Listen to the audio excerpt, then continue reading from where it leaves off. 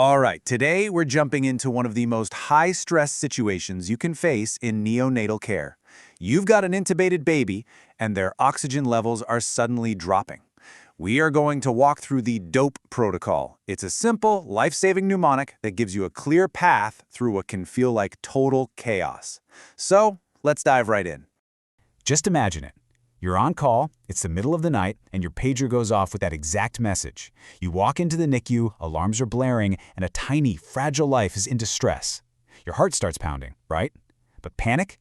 That's not an option. You need a system, a checklist, and that's exactly what we're going to build right now. So here's our game plan. First, we'll talk about that initial alarm and what it really means.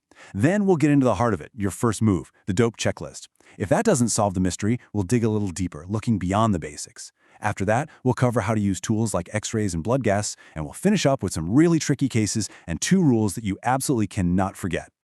Okay, so you hear that alarm go off. Look, it's not a signal to freak out. Think of it as a starting pistol. It's the signal to start your methodical, hands-on assessment.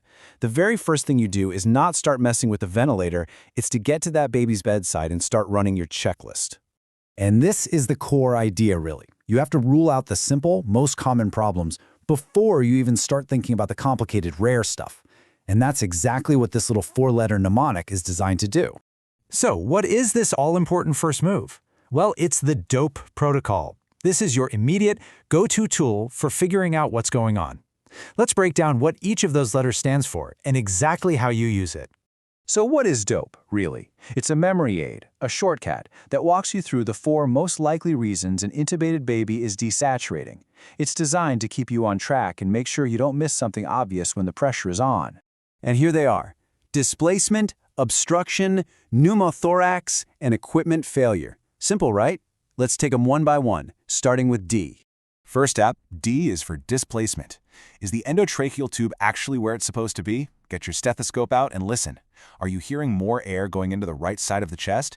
If you are, that tube has probably slipped down into the right mainstem bronchus. You got to check the tag level at the lip and pull it back.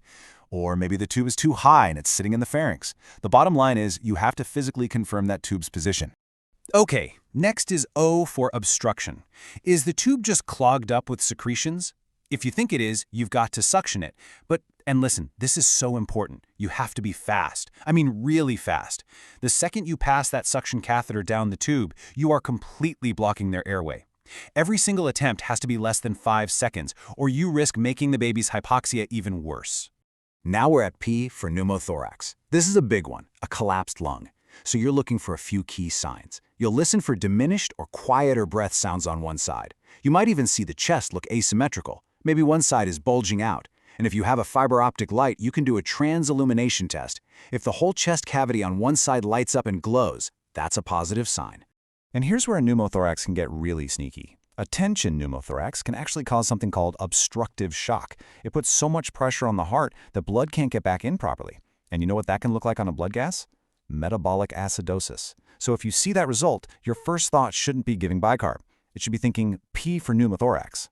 And finally, we have E for equipment failure. Is it possible the machine itself is the problem? You bet. You have to physically trace the entire circuit all the way from the ventilator to the baby. Check every single connection. Make sure the machine is actually delivering the pressure and the oxygen that the screen says it is. Okay, so you've just run through DOPE. You've checked everything, and you still haven't found the problem. The baby's SATs are still low. What do you do now? Well, now it's time to look a layer deeper. Now you start looking for some of the less common culprits. Could there be a huge air leak around the tube? Maybe the tube is just a little too small for this baby.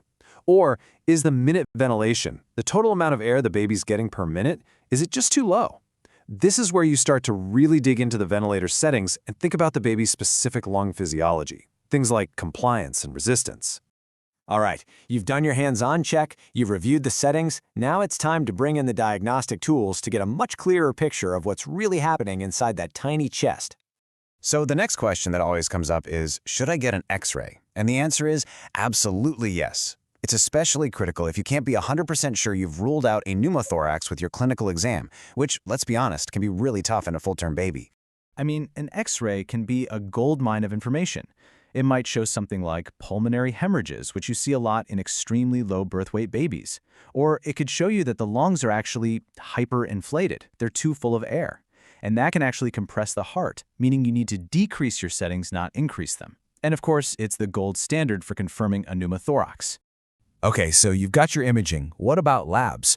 Is getting a blood gas test really going to add anything useful at this point?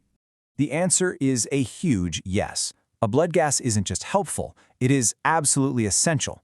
It tells you exactly what's going on with gas exchange and the baby's metabolic state. It gives you the hard data you need to really troubleshoot the problem and make precise, targeted changes to the ventilator. All right, let's wrap this up by talking about a few difficult situations where the cause of the desaturation isn't so obvious. And then we'll finish with 2 rules that you must never, ever break. So let's look at 2 tricky scenarios.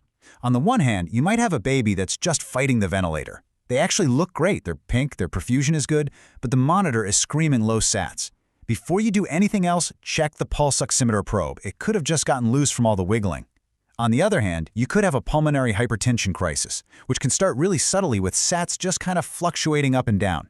For that, you need to check preductal and postductal saturations, so from the right hand and a foot, to look for shunting.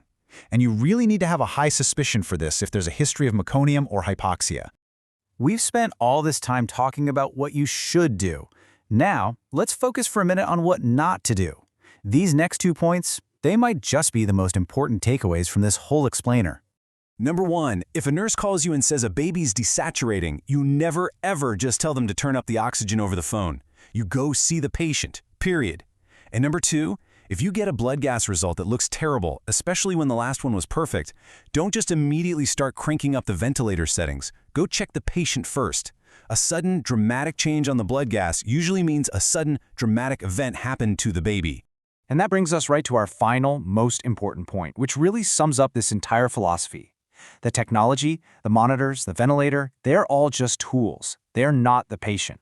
Your first, your last, your most important action always is to put your eyes and your hands on that baby before you ever start playing with the parameters.